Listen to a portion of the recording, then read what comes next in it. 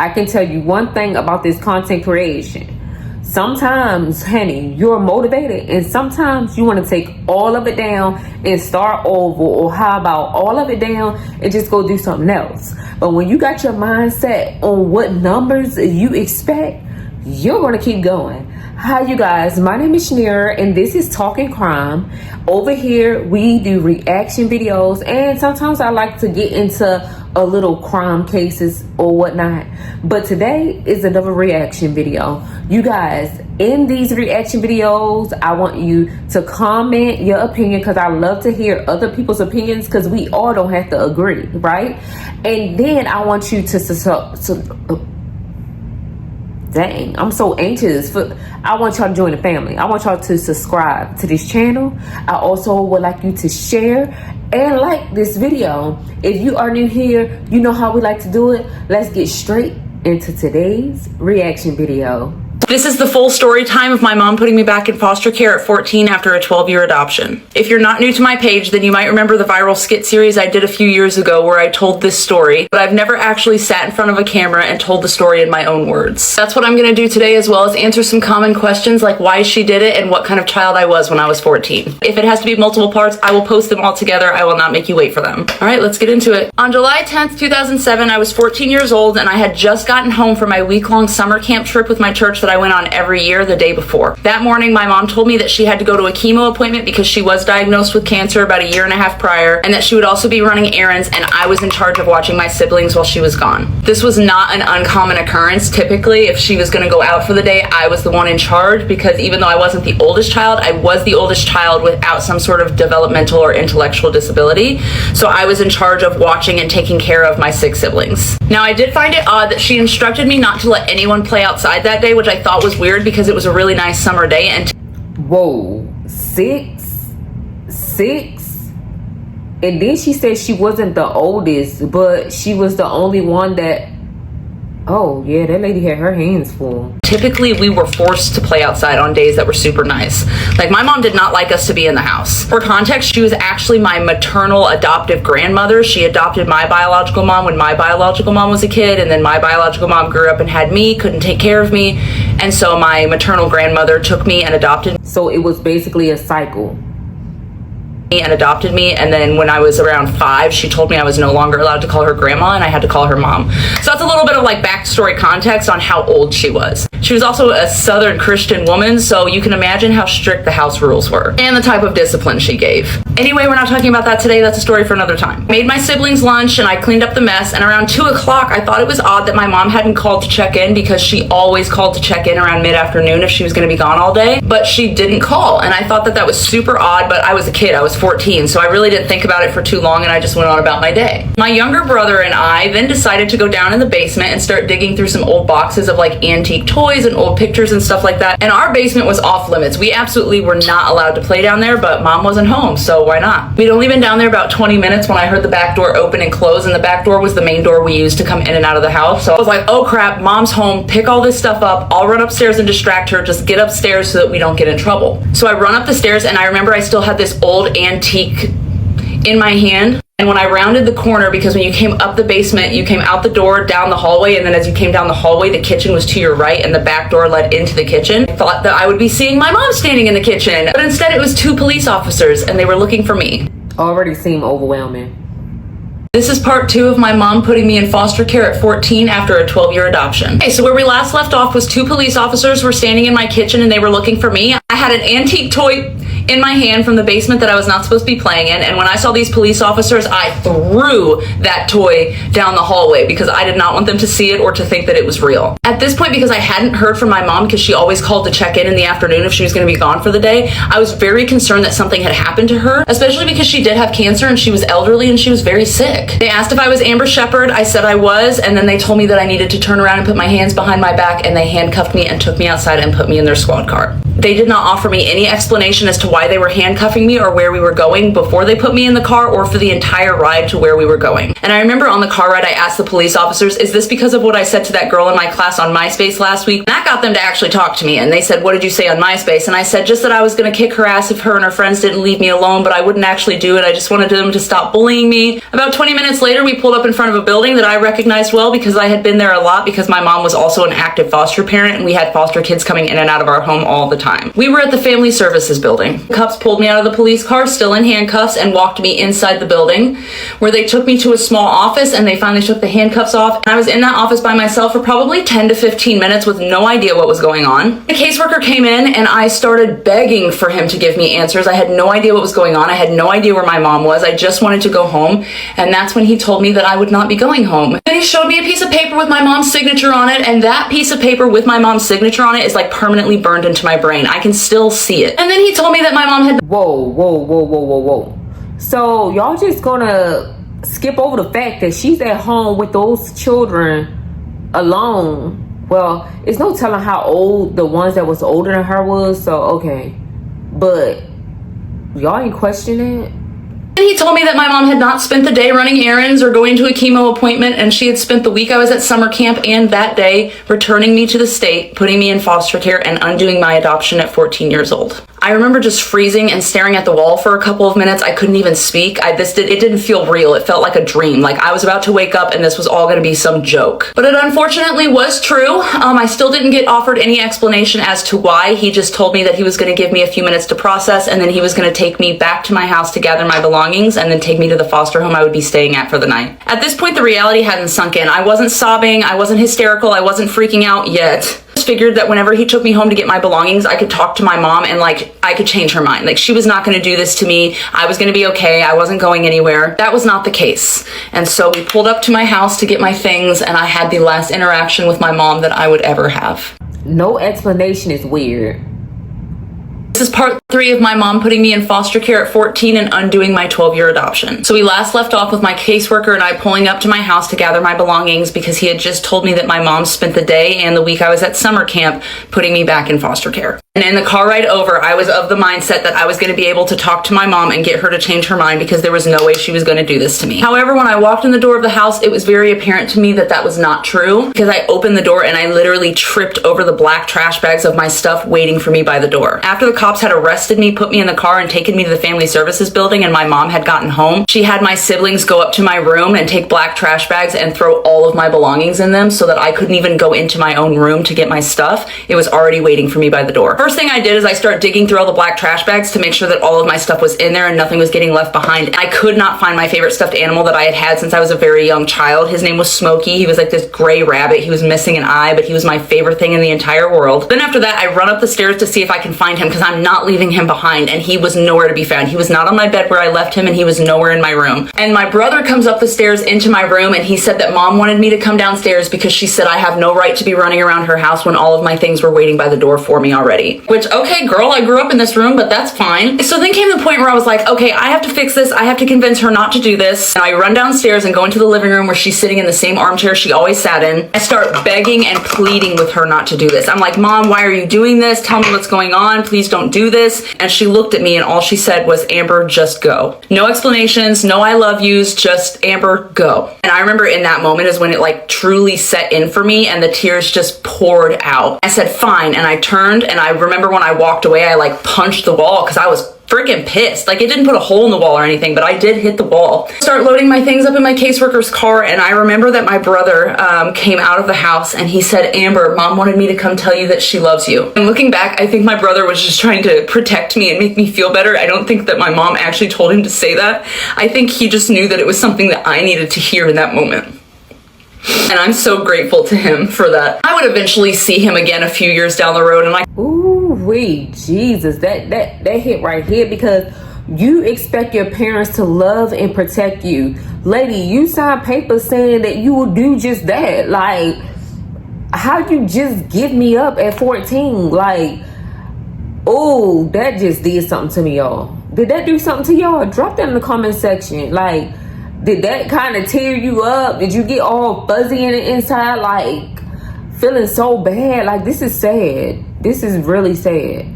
few years down the road, and I can tell that story later. But yeah, as a kid, I truly believe she did have him say that, but as an adult, I know now that like she probably didn't, and he was just trying to take care of me. And this was around the time when it was starting to get more popular for teenagers to have cell phones, but I was not one of those teenagers, so I couldn't just text my friends and be like, oh my god, my mom just did this, I won't be at school when school starts next month. I didn't get to say goodbye to any of my friends. I didn't get to offer them any explanations. I just disappeared. It was like a ghost. It was like I never existed in that town at all. That first night, I stayed with a foster family in the local community, and then after that, I was taken to a group home a couple of hours away where I lived for a couple months before I would go to my first foster home. But that mom of that first foster home where I was for 9 months was extremely emotionally and verbally abused. Y'all, it's so sad, like, especially if you grew up in the home and like now you just being snatched out, not being able to tell nobody you are even like leaving. Like, it does feel like you're unloved, you're a ghost, like you never existed. Like,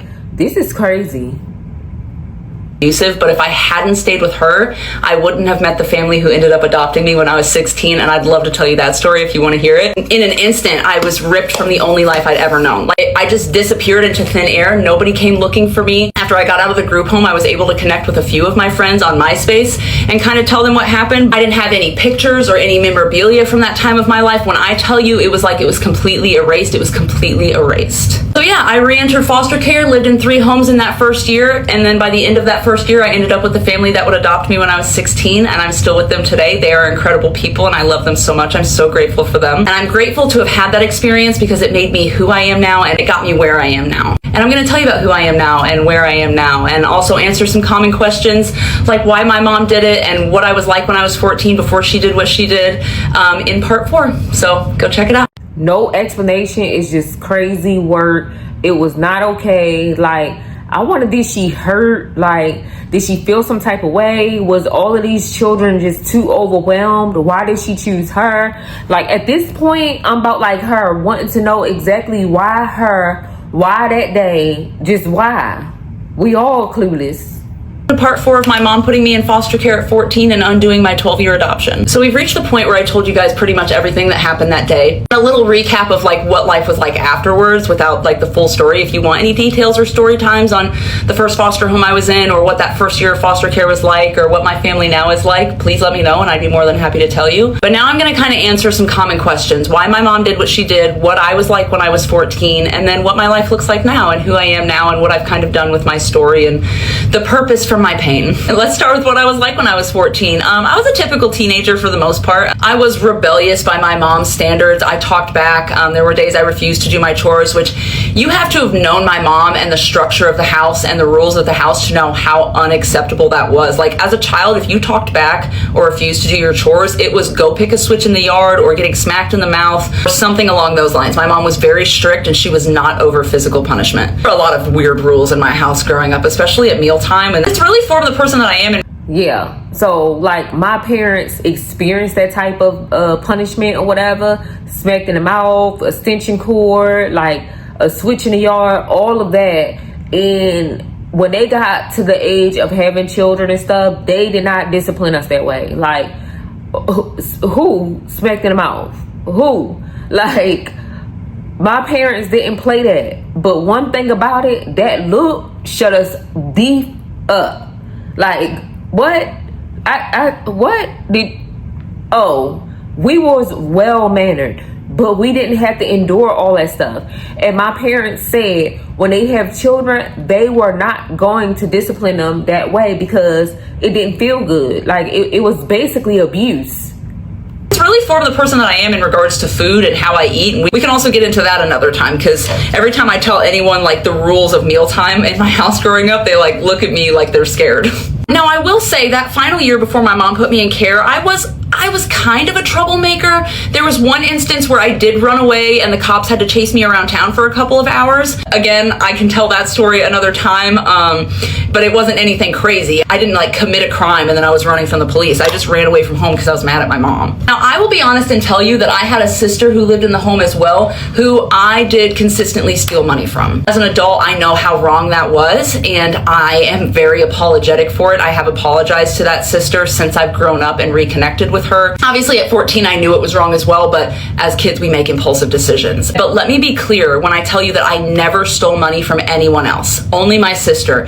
And one of the reasons my mom gave the police as to why she was giving me up is that I stole money from her and that I stole her credit cards. Both of which are not true. I actually always prided myself in the fact that I never stole from my mother. Even though I was willing to take money from my sister, I never stole money from my mom. Especially the credit card thing, I didn't even know what credit cards were or how they worked when I was that young. Another thing she told the police is that I called the phone service people, because she had Verizon at the time, and added myself to her phone contract so that I could text boys and make phone calls and again, I didn't even know that that was a thing. I wouldn't have even known that I needed to call Verizon and add myself. And you can't just add yourself to someone else's phone contract, especially when you're 14 years old.